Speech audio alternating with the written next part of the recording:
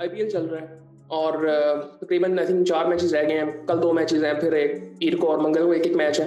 फिर उसके बाद प्ले ऑफ शुरू हो जाएंगे। और आज जो मैच था वो पंजाब किंग्स वर्सेस दिल्ली का मैच था। और अंदाजा लगाएं कि कौन जीता। लगना मतलब जनरली अगर हम देखें तो हम कहेंगे कि पंजाब जीत गया, लेकिन पंजाब हार गया है। कल आरसीबी हार गया था।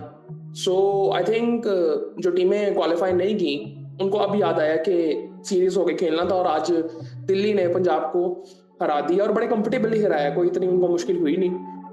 खैर उसके बारे में बात करते हैं। पंजाब ने पहले बैटिंग की और आई थिंक एक टीम गेम थी उनकी तरफ से भी। प्रभसिमरन सिंह ने 28 रन बनाए, प्रियांश आर्या जल्दी आउट हो गए थे, 32 रन बनाए। इंग्लिश ने मुझे बड़ा पसंद है, वैसे इंग्लिश मुझे बहुत पसंद है। जिस तरह एक जो इसकी इनिंग थी ना वो world I think champions trophy में थी, हाँ चैंपियंस ट्रॉफी में जो उसने इंग्लैंड के खिलाफ खेली थी। और क्या इसने जबरदस्त मैच जिताया था और क्या क्लासिकल चेस था वो।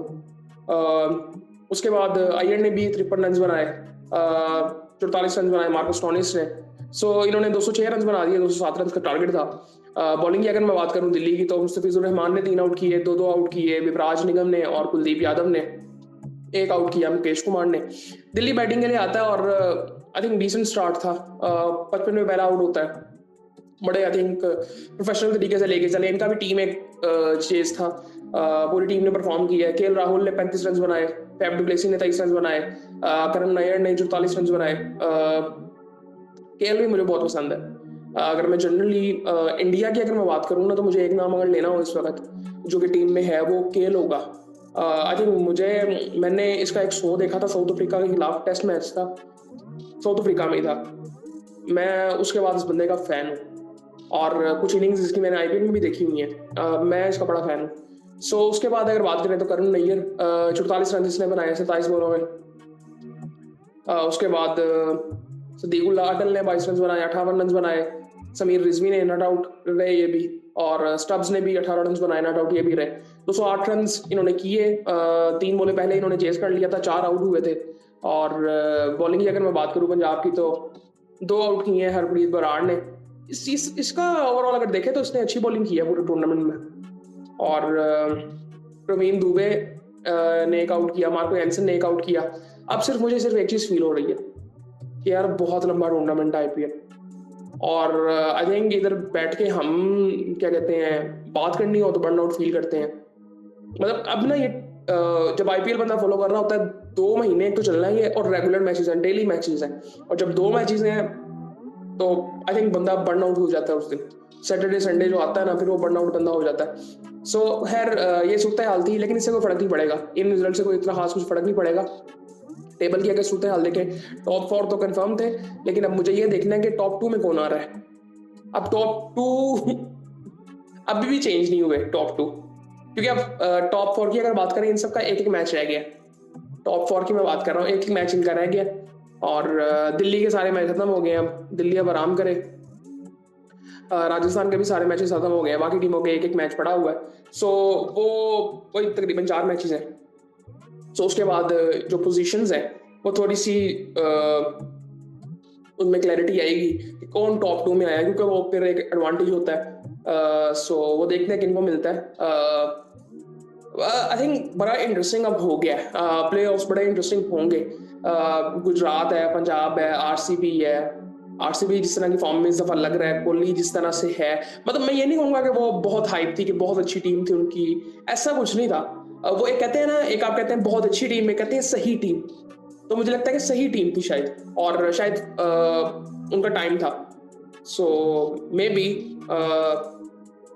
ये साल भी उनका हो और वो टूर्नामेंट भी ये जीते हैं। मुझे वैसे लग रहा है आरसीबी का, मुझे चांस काफी लग रहा है।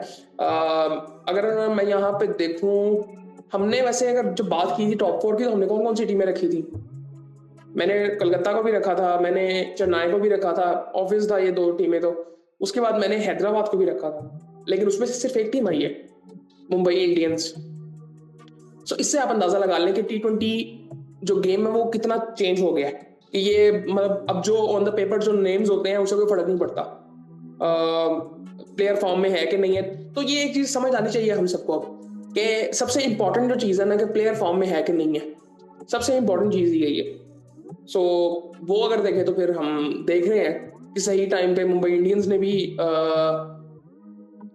परफॉर्म करना शुरू किया था। शुरू में ये भी तंग हो रहे थे थोड़ा सा। बाकी आई थिंक ये तीनों टीमों ने, आरसीबी हो गया, पंजाब हो गया, गुजरात, इन्होंने पूरा टूर्नामेंट ही बड़ा जबरदस्त खेला है। लेकिन मुझे ना आरसीबी के चांसेस लग रहे हैं। अब दूसरी टीम कौन सी होती है मुझे कुछ नहीं पता कि कौन सी टीम हो सकती है, क्योंकि मैंने इन तीनों टीमों को टॉप 4 में ही नहीं रखा था। सो उसमें आप पीएसएल में देखें, पीएसएल में एक बड़ी इंटरेस्टिंग चीज हुई ना, कि जिस तरह आप देखें लाहौर फाइनल में कोयटा के साथ। अब कोयटा को तो हमने फाइनल में रखा था, कोयटा फाइनल में होगा कराची के साथ, और मुझे था कि लाहौर इस्लामाबाद तो टॉप 4 में भी नहीं जाएंगे। लेकिन काफ़ी चीज़ें चेंज भी हुई, जिसका मतलब फर्क पड़ा टीमों को, सब टीमों को फर्क पड़ा। लाहौर के शायद हक में वो चीज़ चली गई, लेकिन आई थिंक एक दिन लाहौर ने एक दिन तो बहुत बुरी क्रिकेट खेली, लेकिन उन्होंने बैटिंग बहुत अच्छी कर दी। तो इंडिविजुअली अब्दुल्ला और फखर ने तो वो मैच जीत के वो क्या कहते हैं दूसरे एलिमिनेटर में ही पहुंच गए। सो आई थिंक किस्मत भी एक चीज़ होती है, लक इसे कहते हैं। और आई थिंक सही टाइम पे सही चीज़ हो जाती है। उसके बारे में यार बाद में बात करेंगे, कल फाइनल है, कल देखते हैं क्या होता है। मुझे वैसे लग रहा है कि कोयटा जीत जाएगा। और सबसे इम्पोर्टेंट चीज़ पता क्या है, जो 10वां साल होता है ना वो बड़ा इंपॉर्टेंट होता है वैसे भी।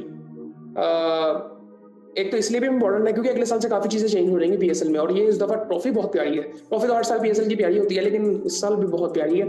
सो वो 10वें साल का एक होता भी है कि कौन जीतेगा। तो देखते हैं कौन जीतता है, बाकी फिर आपसे बात होती है।